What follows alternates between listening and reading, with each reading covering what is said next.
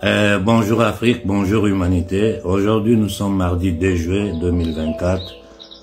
Je prends la parole un peu pour assurer la jeunesse africaine. Je vais bien. En ce moment nous sommes en plein dans le combat. Et comme je suis en train de dire depuis des années, nous sommes arrivés à un point du combat où il faut que nous prenions nos responsabilités. Où nous agissons, où nous allons subir. Et quand tu analyses la situation africaine, à part l'AES, où les choses tâtonnent un peu, on va y revenir, mais tout le reste de l'Afrique est dans du désordre. Tout le reste de l'Afrique est dans du chaos. Nous sommes dirigés par des ennemis internes. Ce que moi j'appelle les nègres de salon. Mais c'est incroyable ce qui se passe en Afrique. Je me demande en plein 21e siècle, que je peux comprendre les dinosaures de la politique france-africaine, mais des jeunes gens en plein 21e siècle, avec des centaines de millions de jeunes Africains conscients qui vous supportent, vous n'êtes pas capable de prendre vos responsabilités. Au contraire, on voit naître de nouveaux jeunes politiciens africains lâches, menteurs, voleurs, truands. Regardez le cas du Congo. Je m'excuse auprès de tous les frères congolais, en particulier auprès de Pascal, parce que il essaie de parler avec moi, il n'arrive pas depuis 2-3 semaines. Aux amis de la diaspora congolaise. Mais sur le cas du Congo, là, moi je suis fatigué de parler. Je suis fatigué de parler. Tu ne peux pas être plus kamikaze qu'un Japonais. On vous a donné les solutions. Lisez la situation exacte du Congo. La classe politique est pourrie. La classe politique congolaise est pourrie. Elle vit de corruption, de massettes et de salaires faramineux. L'armée est pourrie. Le chef d'état-major est pourri. Qui va défendre le Congo? Ce sont les Wazalendo, la société civile et quelques militaires patriotes qui sont en train de tenter de faire quelque chose. Regardez comment la situation est en train de s'aggraver. Je pourrais vous donner plus de détails si je parlais avec le Congo. Mais pour le moment, je ne parle à personne, ni aux Africains, ni aux Occidentaux. Parce que nous sommes en train de préparer, c'est des choses dont je ne veux même pas parler, mais nous sommes en train de préparer nos défenses personnelles. Vous avez vu les attaques qui ont commencé contre Egunti Béanzin. La solution du Congo, elle est tellement simple.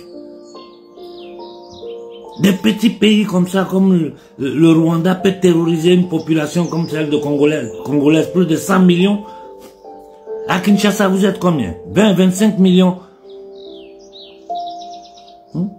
Si on a une classe politique pourrie, vendue, qui participe à la balkanisation du pays, on a une armée pourrie, infiltrée, des intellectuels lâches, des artistes qui ont totalement vendu l'âme au diable, qui font même la propagande de nos ennemis. Une baudruche comme Tshisekedi, incapable, je le regarde, je dis, mais comment une personne comme ça peut arriver au pouvoir dans un pays comme le Congo? Mais je vous ai dit, quand on vous dit les choses, souvent vous ne nous prenez pas au sérieux. Le parcours qu'il a fait, la bénédiction de Rothschild, j'ai dit les gens qui l'ont accompagné, me l'ont témoigné. On ne peut pas compter sur Tshisekedi. Voyez une telle situation, qu'est-ce qu'il nous reste à faire? Ça fait près d'1 an.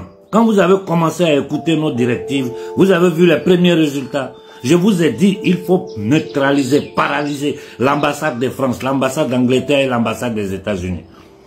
10 millions de Congolais devant ces 3 ambassades. La guerre demain matin au Congo s'arrête avec des déclarations claires. Vous êtes derrière, vous les négriers qui avez déporté nos ancêtres, vous les négriers qui êtes venus chez nous, nous imposer ce crime contre l'humanité que nous appelons colonisation, le néocolonialisme.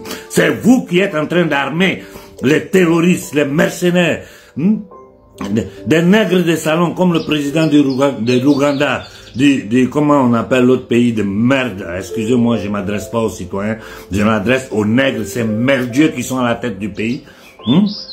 Sont en train de... Leurs propres armées attaquent le Congo. Le MINAP du Kenya. Mais regarde, rendez-vous compte. Tu vas aux États-Unis aller tirer des photos avec ce vieux atteint de démence sénile, ce sataniste, ce pédosataniste. Et leurs journaux de propagande, tu t'assois sur le bureau, tu crois que tu es minable. Le président du Kenya, c'est minable. Et tu reviens avec des décisions qui vont détruire totalement une société civile kenyote qui est déjà dans la pauvreté extrême. Vous appelez cela président dirigeant?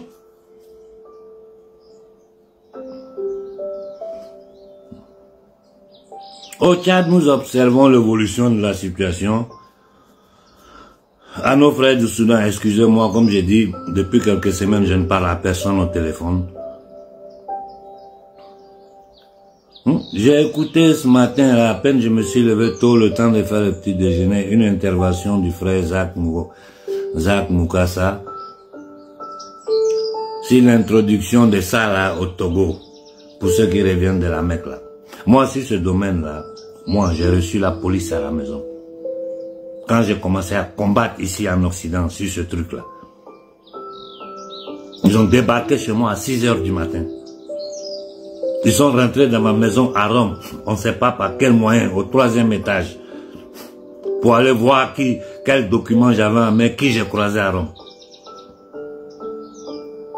3 présidents africains ont été assassinés pour ça.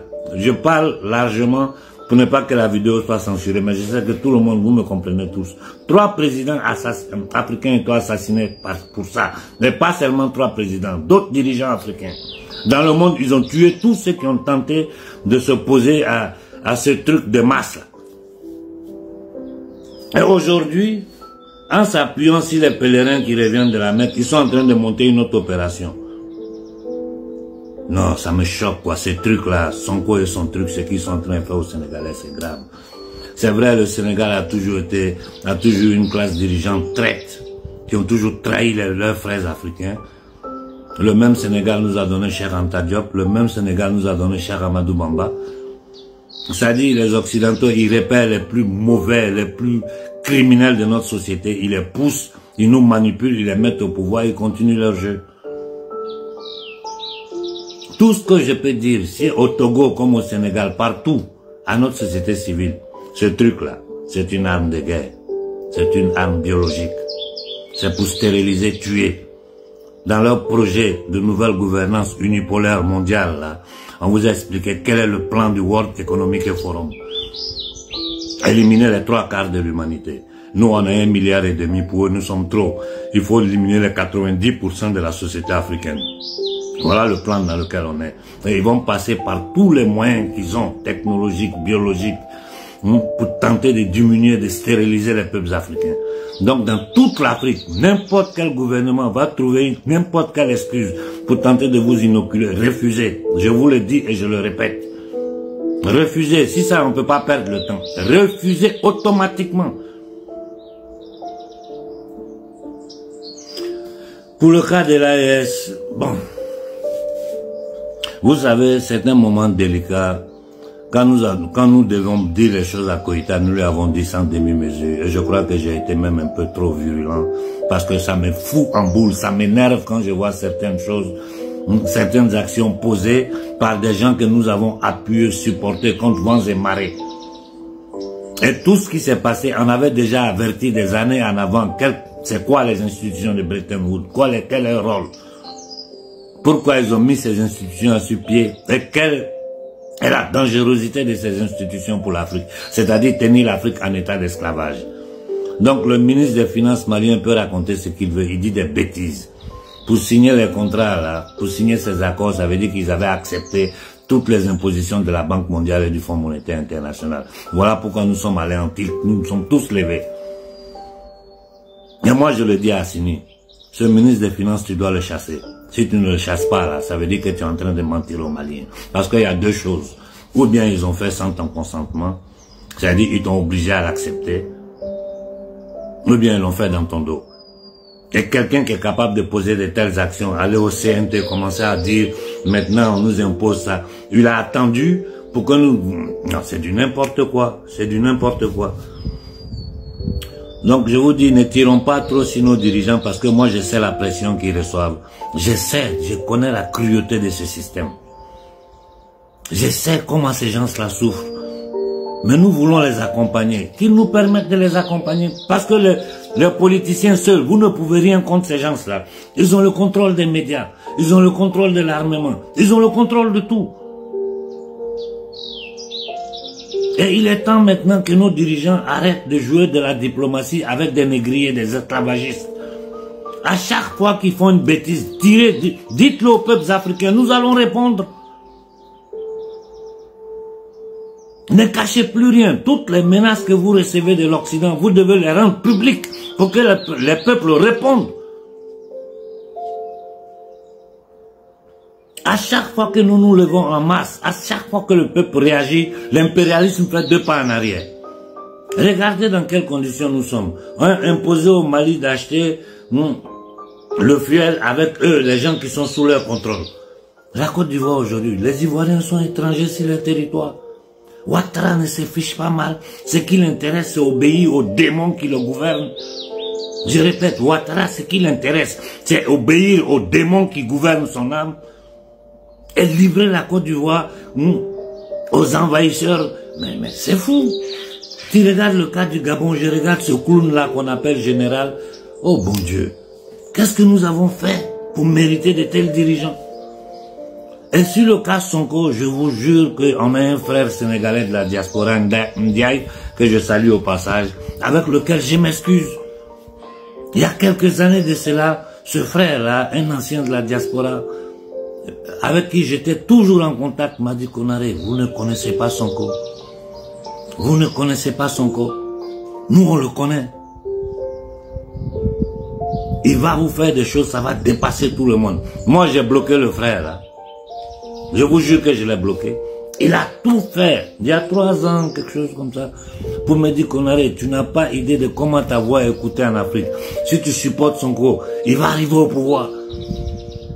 Voilà ce que ce gars-là va faire. Et aujourd'hui, quand ça m'est revenu en tête, j'ai dit, putain, ce frère-là m'avait averti.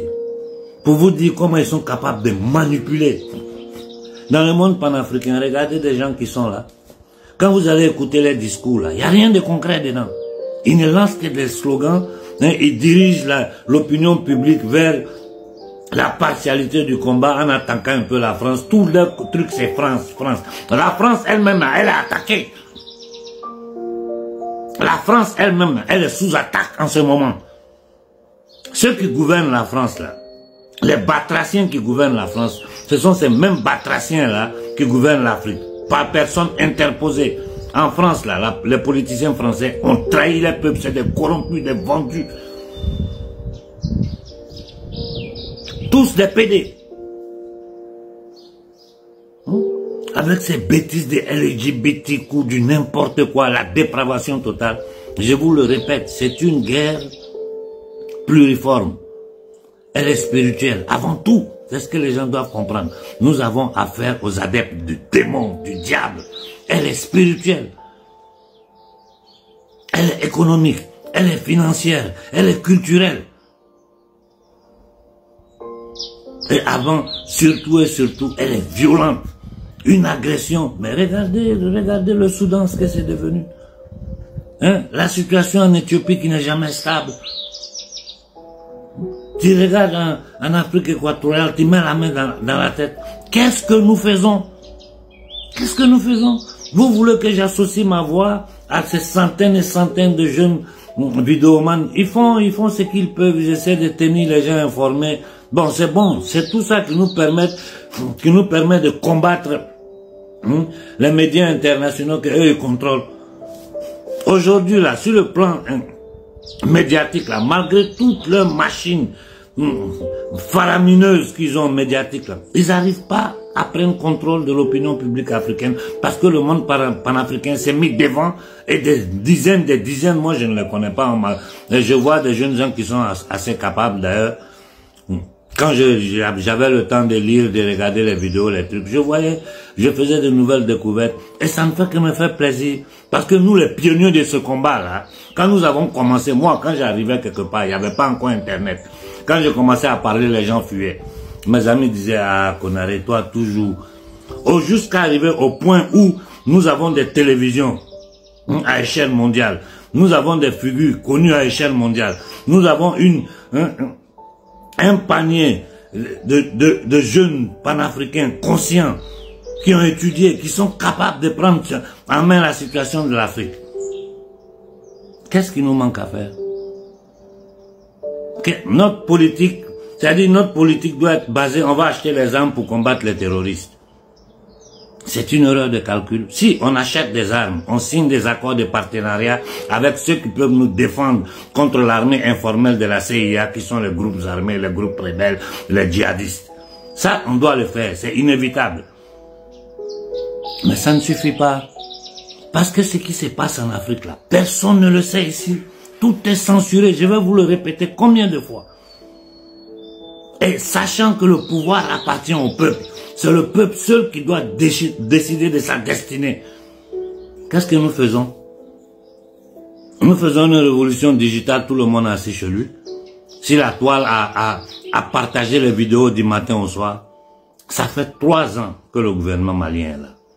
En 3 ans, je ne pense pas que la priorité des priorités, qui est la sortie du franc CFA, le gouvernement malien n'a pas mis sur pied un plan de sortie. C'est pas possible. Et il faut que tout le monde comprenne ça une bonne fois pour toujours. Tant que nous sommes dans le franc CFA, nous n'irons nulle part.